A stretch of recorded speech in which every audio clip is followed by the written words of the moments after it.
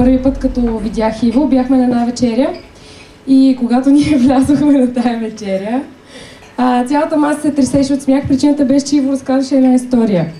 И според мен тази история е много показателна за това какъв лидер е Иво и какъв човек е той. Вие ще разберете това за по-малко 10 минути. Историята е тази за маратона в Лондон. Да, преместваме се от Калифорния в Лондон.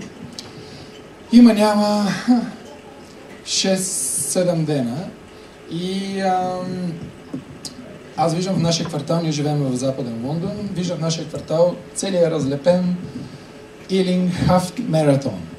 Половин маратон, half маратон, при което аз казвам, я да видя коя е датата и тя е след 5 дена. И аз, разбира се, си казвам, half маратон. Значи маратон, аз нямам как да избягам никога, защото не съм бягал при живота си повече от 3 км. Обаче half маратон, това е half. Come on, it's a freaking half. Нали? Така че, what are we talking about? Така че, казах, не, това трябва да го бягам задължително. Най-добрият ми приятел в Америка тича жестоки маратони. Толкова много хора тичат маратони. Маратон е нещо, което аз не мога да избягам. Спортувал съм много спортове. Никога не съм бягал в живота си повече от 3 км. Наистина. Обаче си казах, half маратон, come on, толкова много хора го правят, не мога, аз да не мога да го направя. И казвам на жена ми, значи след 4 дена има half маратон и аз ще го бягам. И тя ми каза, ти си луд. Ти не мога така да бягаш 21 км, ти не си бягал никога. И аз казвам, как да го избягам, ще го избягам веднага. И тя казва, виж сега, ако си умен, нормален, ще се подготвиш. Вмъквам се само да кажа, че взимаме си полука от тук, че не е нормален. То беше ясно, що ме поди до това въпрос. Сайд ноут, да. Ще се подготвиш, ще се разтренираш и така нататък. Аз по някой път слушам, по някой път не. Този път да речем, че направих правилното решение. Ще разберем след малко защо. И я послушах. И казах, добре, правя си. Ние ще живеем в Лондон това време. Що пък всъщност да не го направя както го правят хората. Да си отида аз, да си се подготвя, да тичам 2 км, 3 км, 5, 10, 15, така нататък. И другата година, през 2014, да си дойда аз на един халф маратон и да си го избягам. И се разбрахме. Другата година ще тичам аз халф маратон. За много голямо съжаление, както май много хора правим, така както го казах, така и умря. И в общи линии мина една година. Лудница, в работа, в пътувания, в всеки. Знае тук за какво става дума. И дойде някакъв септември и в този момент, един ден, брилянтен, аз виждам, че отново целият квартал е разлепен с Лондон Half Marathon. И в този момент просто искам да се застрелям, искам да се унищожа. Казвам, аз нали щях да се подготвям, нали щях да... Anyways, казах си, сега в момента аз нямам никакъв друг избор. Ако съм си мъж на думата, ще тичам маратон, точка по въпроса. Отивам да тичам халф маратон и не ме интересува нищо друго. Казах, разбира се, на жена ми, отивам да тичам на халф маратон, на цялото семейство, на всички приятели, отивам да тичам халф маратон и всички казаха, добре, не си го. Както. И така минаха още 3-4 дена, деня беше някаква неделя, не си спомням кой септември.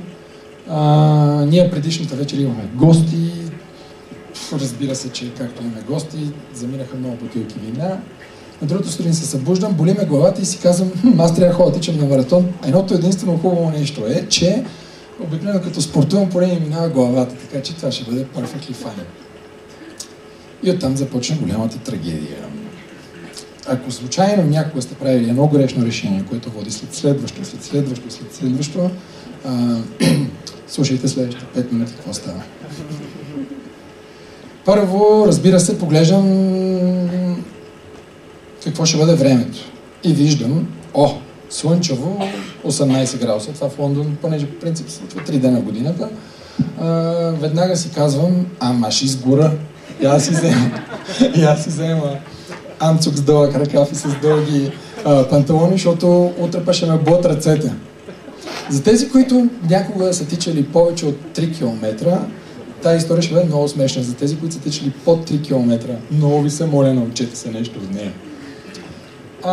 И оттам нататък, оттам продължиха и някои други много странни избори, които направих. Може би под влиянието на снощното гости или така нататък.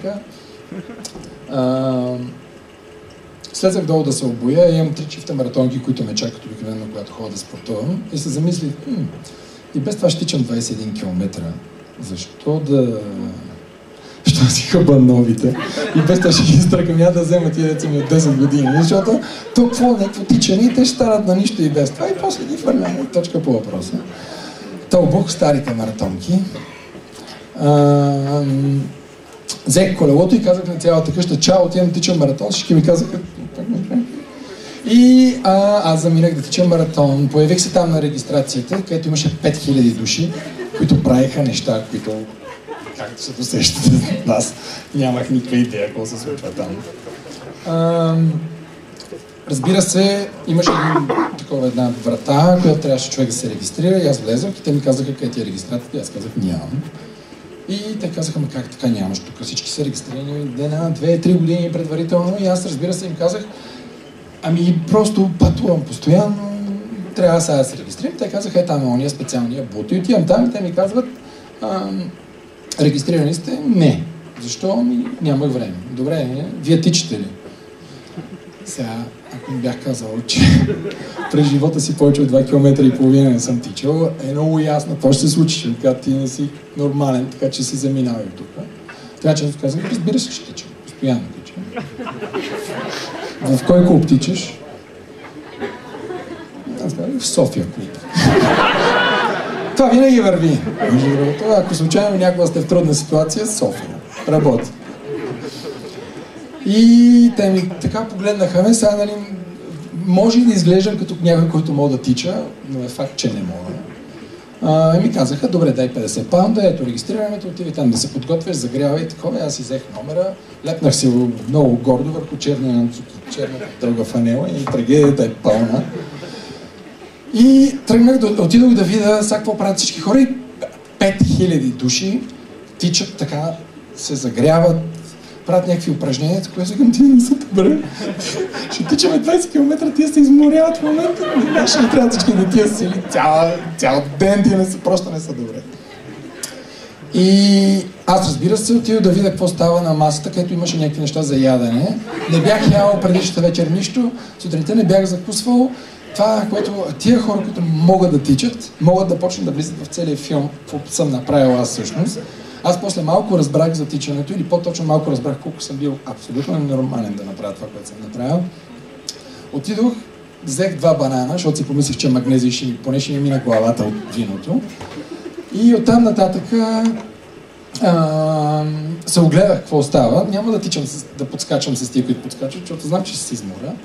И не ми е нужно да се изморявам и без това, така че просто трябваше да отида да видя какво става. Там, разбира се,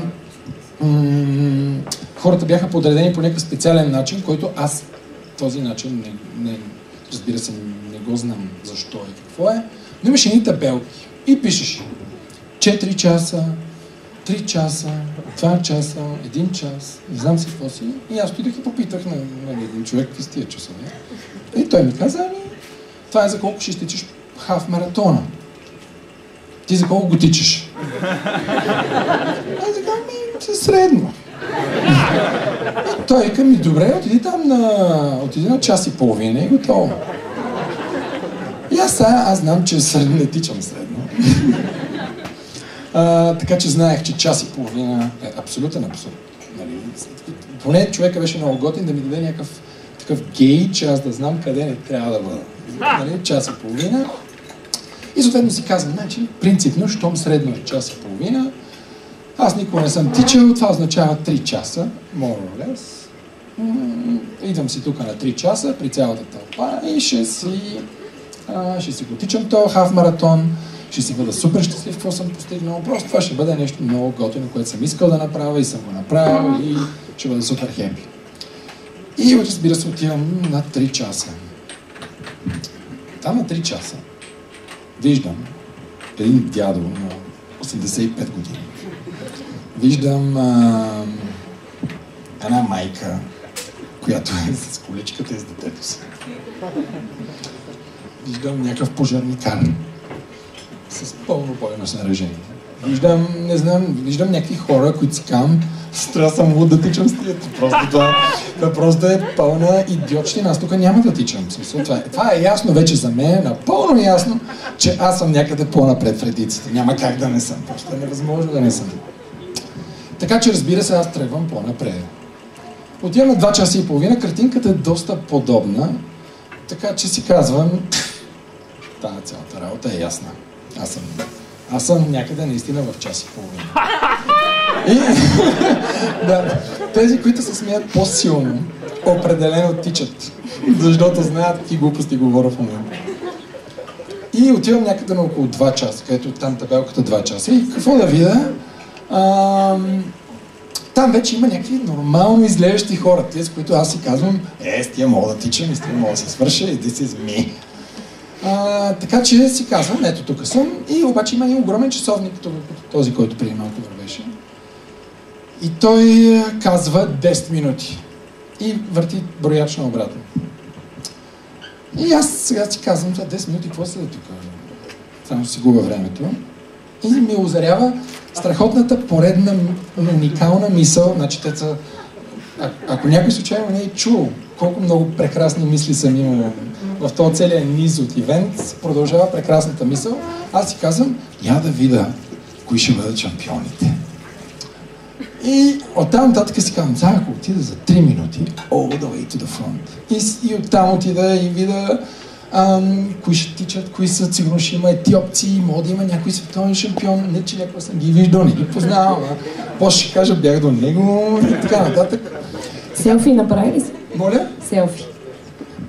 Не си бях взел телефона, което е много странно на фона на всички други решения, които бях направил.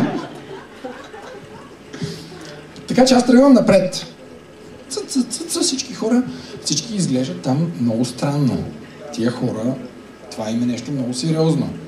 На мене, и аз си мислех, че ми е сериозно, обаче всички знаем колко на мен ми е сериозно. Продължавам напред и стигам до стартовата линия, където точно в този момент видеокамери, фотографии, вестници снимат тия, които ще тръгват. Искам само те прекъсна. Аз ще те питам коя зодия си, въпреки че знам. За да си пусна шегличката. Кантар. Така да е, без защото знаеш кой друг е. Не. Защо ти го кажем точно в този момент, като си застанал най-отпред? Познай. Не знам. Владимир Путин. Да, бе. Да, honestly, звезда. Добре, значи единственото нещо, което не съм направил, е да си наснимам неподготвен на първото място, исках това да кажа. Не, да си наснимам голи плакати и да ги насложа по моите си хотели. Добре. Отивам най-отпред, там снимат хората, там са някакви светила в тичането и се почувствах толкова тъпо. Ама толкова тъпо, че точно в този момент трябваше да се завърта и да се изчезна, защото там сега вече ми беше ясно, дори че бях някой махмурлук, при всички положения беше ясно, че там не ми е местото. И направих около 4-5 крачки и някакъв човек на високоговорител каза 5 минути до тръгването. И в този момент всички започнаха да върват напред, то явно в маратоните хората си. То няма толкова много место между хората, когато аз минавам напред, а сега вече всички се събират близко и ще тръгваме. И аз направих още около 20 метра и край, нямаше на къде да мина, просто беше абсолютно невъзможно. И около 3 минути седях и бях обкръжен от хора, които тичат и бягат. И аз си казах, то се е видяло, и аз ще бягам. Завъртях се и казах, все едно не съм бягал и преди. Всички сме бягали, и аз съм бягал, така че let's do this. Изброиха 10 секунди, 9, 8, 7 и се втурнахме. Всички тръгнахме да тичаме.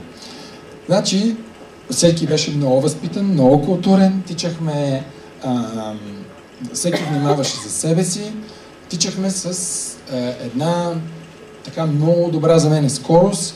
Даже в един момент си казах, те всички тичат точно с моята скорост и след около 300 метра аз се изморих. Ама наистина. Тия тичаха с страхотна скорост за скоростта, с която аз мога да тичам за 300 метра, но не повече. И те продължаваха да тичат така.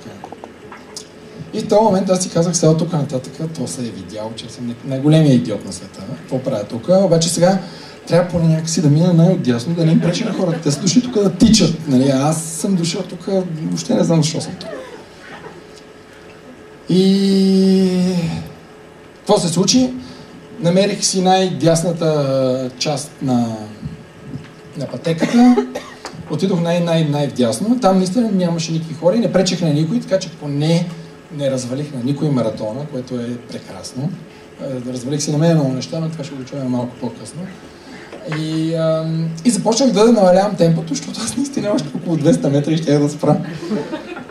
И вече започнах да го намалявам в някакво темпо, което можех да тичам. Разбира се, всички ме изпреварваха през цялото време, защото там бяха хора, които тичат за час и половина, за час и 50, за 2. Това са числа, които са много сериозни, когато тичаш хаф маратон.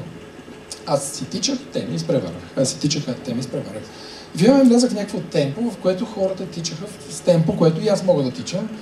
И аз си казах, now we're talking. И си викам, добре, сега вече поне си намерих моите хора. Давай да си тичаме тук и започваме да тичаме. Тичаме, ама много тичаме, много тичаме. В смисъл, просто не може да си представите колко много тичам аз през живота си. Километър и половина? Истината е, че след малко ще разбереш, че това беше истината. Защото много тичах. Много. Вече се изморих. В един момент блъснах тази стена, за която съм чувал. Който тича, който се изморява, в един момент стига някаква стена и после като я прескочи, изведнъж му идва нова енергия и аз стигнах до тази стена и си казах, само я прескачам и съм all set. Просто съм all set. И тичам и я прескачам и викам, сега да видиш какво става, как изтичах аз хаф маратон, така стойте гледа. И продължавам да тичам. И продължих да тичам. Това тичането, някои хора, тук имам даже един приятел, който тича много и ми казва, аз като тичам и това е медитация. Михайло каза, че много бавно разказваш. Казвам и тук един знак на часовник. Аз ти предлагам да fast-forwardнем до бабите с часа. Не мога, сега започва. Бабите с Харибо. Сега започва най-лошото. Ма бабите с Харибо, човек. Моля те. И както тичам, бабата с Харибото след малко. И както тичам и си изчислявам, че...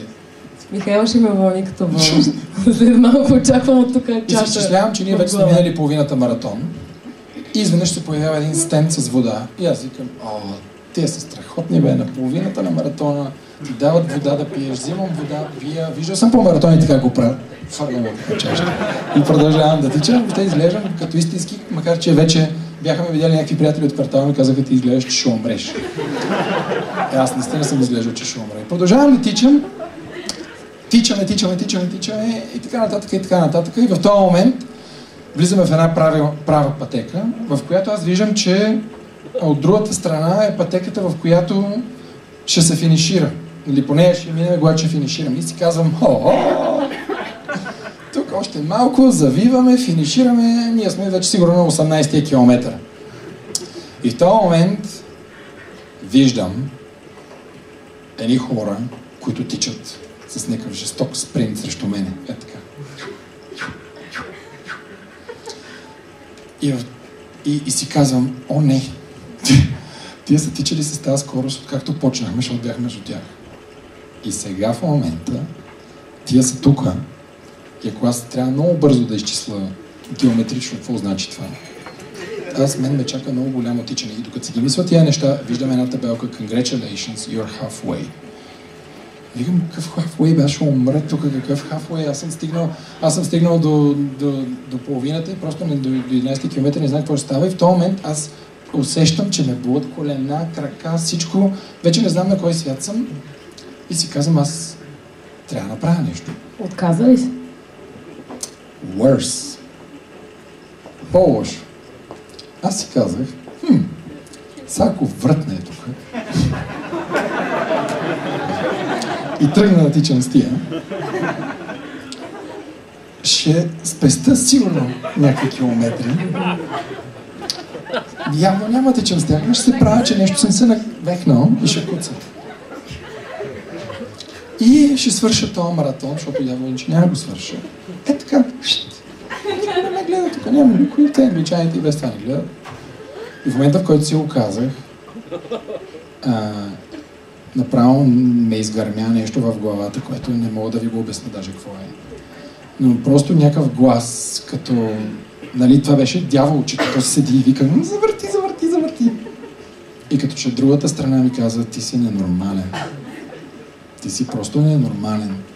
Всеки път, когато нещо трябва да бъде трудно, веднага ще вратнеш, веднага ще минеш по пряката пътека, веднага ще си намериш как да го направиш. Като си казал, че ще тичаш маратон, ще тичаш. Не знам кой беше този глас. И за съжаление го послушах, всъщност за радост, но в този момент от болка, за съжаление. Обаче това, че го послуша, беше one-off слушане или по принцип продължи нали, някакси да ги докараш нещата до край или шорткът? Никакъв шорткът. Казах си, ще тичам и не ме интересува нищо. Не, по принцип, не в маратон. Не, винаги този глас ми е говорил и аз винаги съм го слушал. След маратона, което е. Не, аз винаги съм го слушал този глас, защото той ми е мечтите. Но съм имал ситуации, в които съм правил завоя и тогава имаше нещо, което каза, добре, ти ще правиш ли винаги завои или един път за винаги ще спреш да го правиш. И тогава започна трагичната част от историята, защото тя и тая е трагична, обаче не знаете за какво се случи. В този момент просто болката беше феноменална, просто уникална. Продължих да тичам, всичко вече ме болеше. Глезени, колената ме боляха много отдавна, заболя ме езика, като мигвахме, боляха миглите, не знам, всичко ме болеше. Почнах да виждам черно-бяло, започнаха да ми се сменят черно-бели ленти пред очите, тичах, в този момент се разревах. Ама се разревах. Не, а просто си рева и си тичам. Някакво друго такова. Тичаш и ревеш. Като сайднот, само да кажа, че Иво ви казва, че е окей. Не плачете, смисъл, няма проблеми. О, не, тогава беше окей. И най-големите лидери плачат. Това е полуката да си вземе в този момент. Разревах се така. Аз си мислих, че тичам. Ама всъщност ще разберем как. Така се разревах, че като ми излизаха сълзите от очите, а те падаха на земята преди моята следваща крачка да стигне до там. Така че не е много сигурно колко съм тичал, но ревах със сигурност. Това продължи forever. Движех се, ревах, според мен е часове, или поне така го усетих. Всички хора, които някога нещо не ми е било окей, така нататък, черни ленти. И в един момент аз си мислех, че тичам, но ме грабна една жена, една баба, някаква, и ми каза, давай, аз ще нося до финала. Ще носиш. Аз нали се тичам. Тя вика, ти въобще не тичаш. Седиш на едно место и правиш така.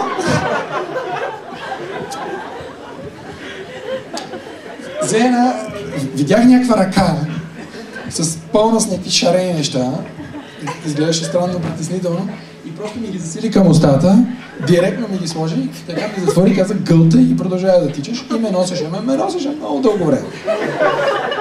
Сигурно ме е носила доста. Тази жена, в един момент, когато се освести, защото наистина нещо бе влезъл в някаква странна схема, то беше някаква жестока преумора.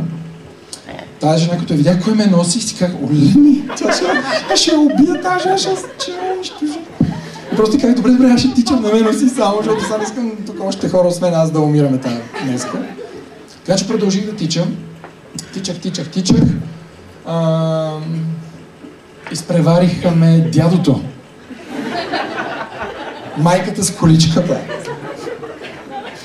Пожарникара с каската и с пълното бойно снаряжение.